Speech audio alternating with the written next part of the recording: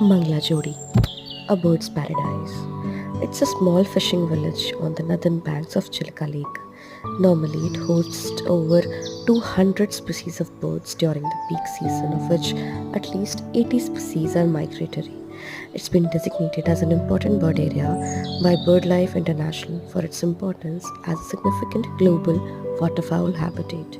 Things to do: bird watching from the watchtowers, guided boat ride on special routes to spot birds, knowledge of birds, the migratory patterns, the breeding cycle, taste local cuisine, hear the story from poachers to protectors, stay in bamboo cottages, hands-on experience of local skills like bamboo work, pottery work. Binoculars are available for hire at nominal rent. If you love bird watching, photography, and nature, you must visit Manglachori. Thank you.